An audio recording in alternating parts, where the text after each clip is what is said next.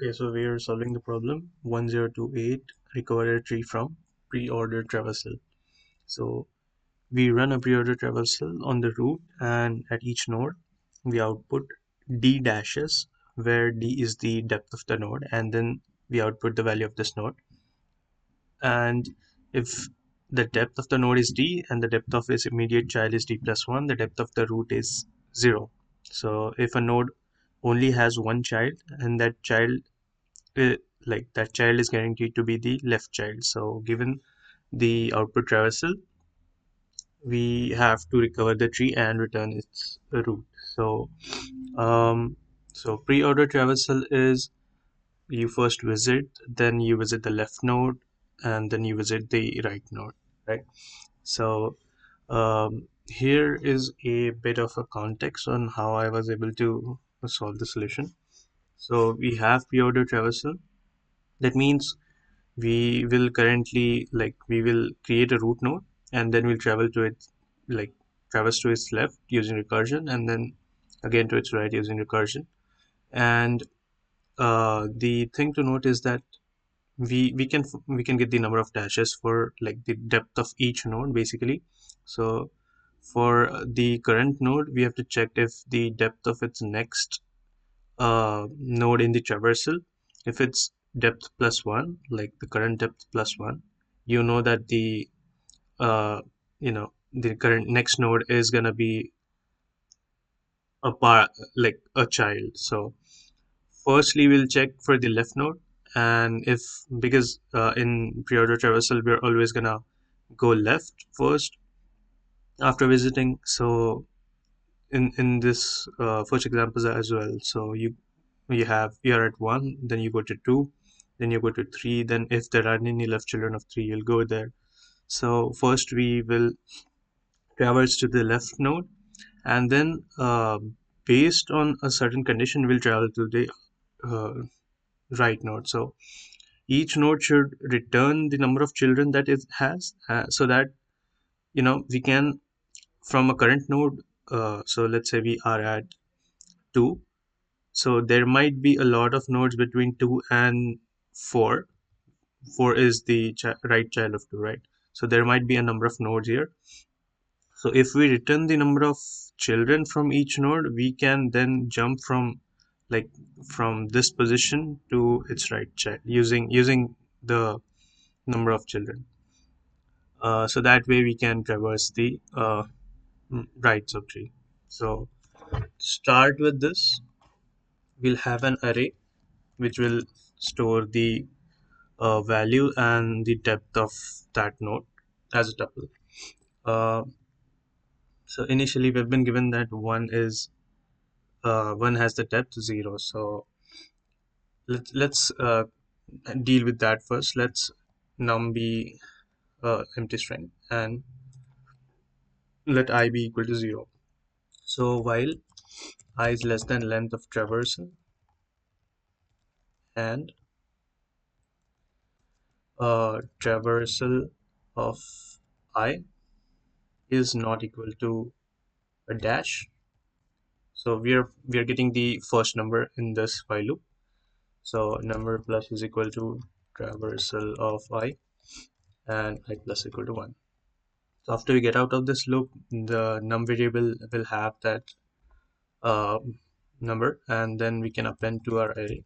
So we are appending a tuple. So num is going to be the number, and 0 is going to be the depth.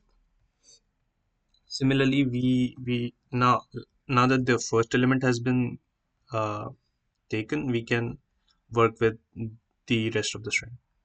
So here we'll have another while loop. I is less than length of traversal, and in the first, so the first condition would be to get the dashes and the number of dashes. So we can have a variable called count to count that. And again, we're going to have a while loop here while I is not equal to 0 and I is uh, less than the length of traversal, and we're gonna iterate till we till we encounter a dash, right? So here I plus equal to 1 and count plus equal to 1. So after this while loop is done, we are going to be at the index, which will be the start of the value in the string. So again, we can copy this logic here, and we can declare a number, a string, a temporary string, and then uh, this would be inside, and finally we'll append the number and the count. So this will give us the entire traversal in an array format, where the first value would be the actual node value, and the second would be the depth of that node. Now it's time to write a normal recursion, which will be very similar to many other graph problems or tree problems. So let n be the length of the array, and then when we can define a recursion at with I as the index to iterate through the array. And if I is greater than equal to n, we can just return none. We can return a tuple. The first will be the node that we're going to return, and the second will be the number of children that node has. So for I greater than n, we'll return this, and let's get the value and depth from the current node, and we can convert the value to integer.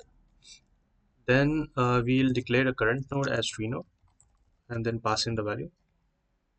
So now we need to iterate to the left and the right subtree for this node. So the next index is gonna be I plus 1, and we can have left and left children as none and 0 by default.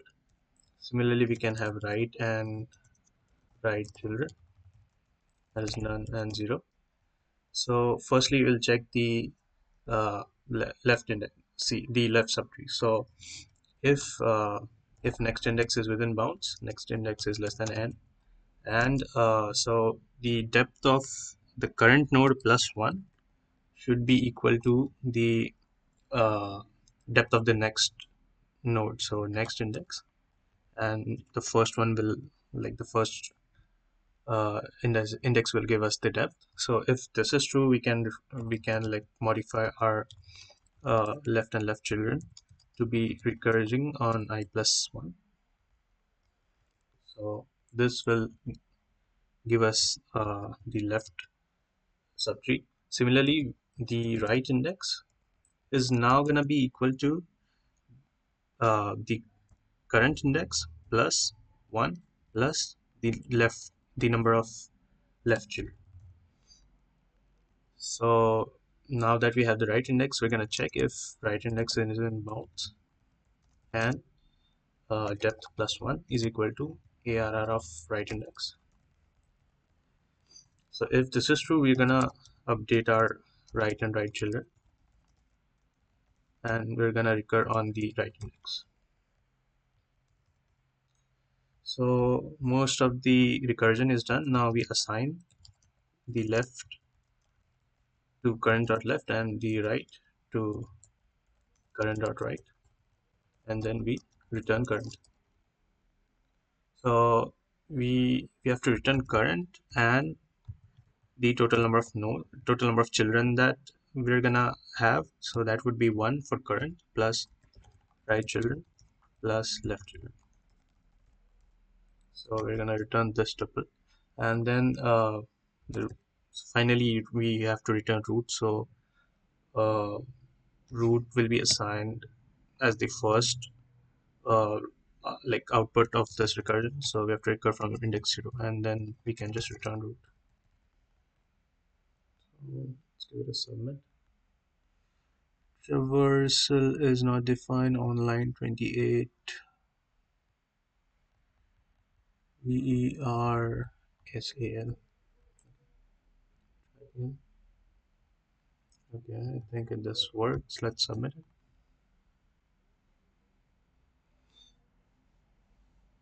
All right, there you go. I think it's one of the hard problems that might be kind of on the easier side. So, uh, yeah, submission length exceeds limit. Not sure what that is, but yeah. All right, 0 1.